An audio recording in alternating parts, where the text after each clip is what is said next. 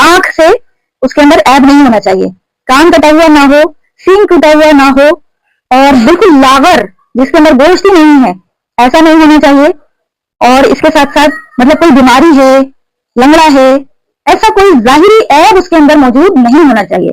लेकिन अगर आप सही सलामत छांट का जानवर लेकर आए हैं, अब घर आने के बाद 1 दिन 2 दिन गुजरने के बाद या गाड़ी से उतारते हुए अब उसके अंदर कोई ऐब आ गया है, तो फिर उस जानवर की कुर्बानी कबूल है, उस जानवर की कुर्बानी अल्लाह के हुजूर मकबूल हो जाएगी इंशाअल्लाह। जानवर चूंकि जिंदा चीज है तो उसको कब कोई नुक्स आ जाए इसके ऊपर तो किसी का इख्तियार नहीं है।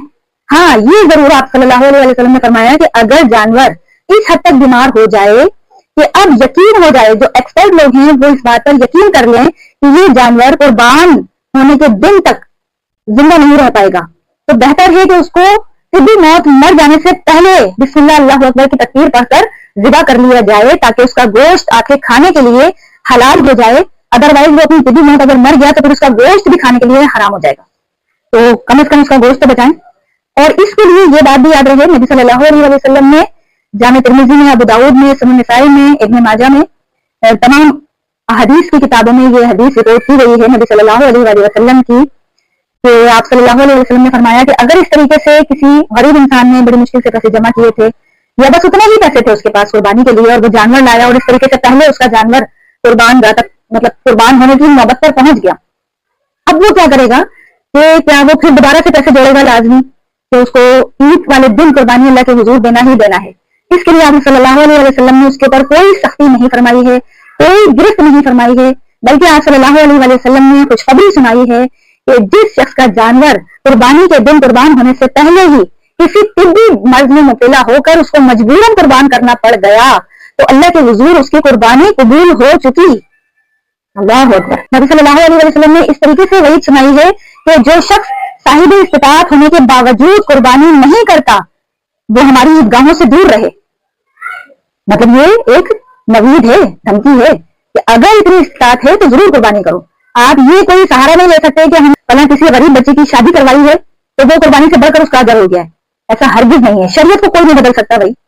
जो अहकामात कुरान में, सुन्नत में, हुक्म के अंदर दाखिल हैं, उनको आप किसी और सकात खैरात से तब्दील नहीं कर सकते। आप ख्वाहिश है आप किसी गरीब बच्ची की शादी करवाएं, किसी गरीब को कारोबार लगा कर दे दें, किसी का घर बनवाना है, किसी को कोई किराएदार है उसका किराया अदा करवाना है, वो करें, वो अपनी जगह अलग सदका है।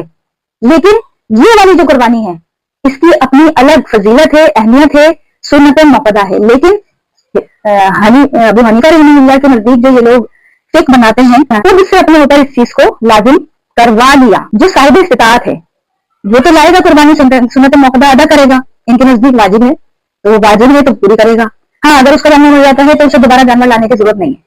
लेकिन जो साहिब इस्तिताअत नहीं था, अगर वो ऐसे जोड़कर अपने लिए जानवर लेकर आया है तो गोया कि उसने अपने ऊपर जबरदस्ती इस सुन्नत को वाजिब करवा लिया। अब अगर उसका जानवर पहले मर गया है ना तो फिर उसे लाजमी उसके ऊपर फर्ज हो जाता है कि अब वो जरूर एक और जानवर लेकर आए। कितना बड़ा जुल्म है। मतलब मैं ये बताना चाह रही हूँ कि जो पहले ही उसके ऊपर इस्तिताअत ना होने की वजह से शर्त नहीं थी, जो सुन्नत मुक़द्दा भी उसके ऊपर लाजिम नहीं थी, लेकिन उसने अपने शौक से अपनी रब को राजी करने के लिए अपने ज़ौक़ का इजहार किया था, तो उन्होंने उसके अब ये एक मजबूरी लग गई उसके साथ के जानवर पहले ही गुजर गया, तो उन्होंने कहा कि उसको तो फिर दोबारा जरूर जानवर लाना पड़ेगा। ऐसा कुछ भी नहीं है। जो नबी सल्लल्लाहु अलैहि वसल्लम की हदीस मुबारका मैंने मुस्लिम शरीफ से जिक्र की है वो दोबारा जिक्र कर दूं कि नबी अलैहि सलाम ने फरमाया कि अगर किसी का जानवर ईद कुर्बान के दिन से पहले किसी बीमारी में, किसी आर्जा में मुब्तला होकर उसको ज़िबा करने तक नौबत आ जाती है तो बेहतर है कि उसको तिब्बी मौत मरने से पहले बिस्मिल्लाह अल्लाहु अकबर पढ़कर ज़िबा कर लिया जाए, ताकि उसका गोश्त आपके खाने के लिए काबिल हलाल हो जाए। तो गोश्त खाने के एतबार से नबी सल्लल्लाहु अलैहि वसल्लम ने अय्याम तशरीक ये उस टाइम इरशाद फरमाया जब कहर पड़ गया था कि 3 दिन से ज्यादा गोश्त ना रखा जाए अपने घर। अब ये तशरीक का लफ्ज है कि धूप में गोश्त के सुखाने के अमल को कहा जाता है। तो उस टाइम पे ऐसे फ्रीजर वगैरह नहीं होते थे। अभी तो आप ये है कि फ्रीजर में रख लें तो मेडिकल के एतबार से वो पूरे महीने के लिए स्टोर हो जाता है, उसमें बैक्टीरिया पैदा नहीं होते हैं। तो एक्सपर्ट लोग जो है वो कहते हैं कि ये महीने के बाद उसके अंदर بہت ممکن ہے کہ بیکٹیریا پیدا ہو جائیں. تو کوشش کریں جو فریزر میں اسٹور کرنے والے ہیں کہ وہ مہینے میں اس کو استعمال کر لیں. ادروائز وہ جو تشریق کا معاملہ ہے تو دھوپ میں سوکھے ہوئے گوشت کے اندر اللہ تعالیٰ نے اتنی رحمت ڈالی ہے, ایسی برکتیں ہیں اس کے اندر کہ وہ فریج میں کیے ہوئے اسٹور جو گوشت ہے اس سے بھی زیادہ ٹائم پیریڈ کے لیے وہ آپ کے پاس سیو ہو جاتا ہے. جو لوگ یہ عمل کرنا جانتے ہیں وہ کرتے بھی ہیں. تو وہ تو پھر آپ اس اعتبار سے نبی اکرم نے فرمایا اس بقرعید کا گوشت اگلے بقرعید کا چاند دکھنے تک بھی آپ چاہیں تو استعمال کر سکتے ہیں, اگر آپ واقعی اس قسم کی حیثیت رکھنے والے ہیں تو اس میں کوئی مذائقہ نہیں ہے. باقی قربانی کے گوشت کے بہترین عمل جو نبی علیہ السلام نے فرمایا ہے اس کے 3 حصے کیے جائیں. پہلا حصہ غریب, غربا, مسکین, سائل اور سوال کرنے والے مسافرین جو بھی آپ کے سمجھ میں ہوں ان کے لیے ہوگا, اور دوسرا حصہ جو ہے وہ آپ کے رشتے دار, احباب, پڑوسی, دوست, آپ کے ہلکے احباب میں جتنے بھی آپ کے فرینڈ سرکل میں آتے ہیں ان سب کے لیے ہے, اور تیسرا حصہ آپ اپنے لیے, گھر والوں کے لیے, اپنے خاندان کے لیے رکھ سکتے ہیں. اس میں کوئی قباحت نہیں ہے, کوئی مذائقہ نہیں. اور ان دنوں میں کثرت سے تکبیرات پڑھتے رہیں. تکبیرات کے لیے کوئی بھی الفاظ کہے جا سکتے ہیں, اللہ اکبر, سبحان اللہ, والحمد للہ, ولا الہ الا اللہ, واللہ اکبر, اس طرح بھی کہہ سکتے ہیں. صرف اللہ اکبر کہنا بھی تکبیر ہے, اللہ کی تکبیر بلند کر دی. یا اس طریقے سے بھی کہہ سکتے ہیں اللہ اکبر, اللہ اکبر, اللہ اکبر کبیرا, الحمد للہ کثیرا, وسبحان اللہ بکرۃ واسیلا, اللہ اکبر, اللہ اکبر, اللہ اکبر, لا الہ الا اللہ, واللہ اکبر, اللہ اکبر, وللہ الحمد. یہ اس میں سے کوئی سے بھی کلمات ادا کیے جا سکتے ہیں. اور حدیث مبارکہ کی روشنی میں نبی کریم صلی اللہ علیہ وآلہ وسلم کی جو طریقہ کار تھا سنت بھی ہے, اور آپ علیہ السلام نے حکم بھی دیا ہے کہ اس 10 دنوں میں, اس عشرہ جو ہے پہلا عشرہ ذی الحجہ کا, اس پورے 10 دنوں میں اس کا اہتمام کریں اور ایام تشریق بھی اس میں شامل کر لیں. یعنی کہ یکم ذی الحجہ سے لے کر 13 ذی الحجہ تک, یہ 13 دن بنتے ہیں.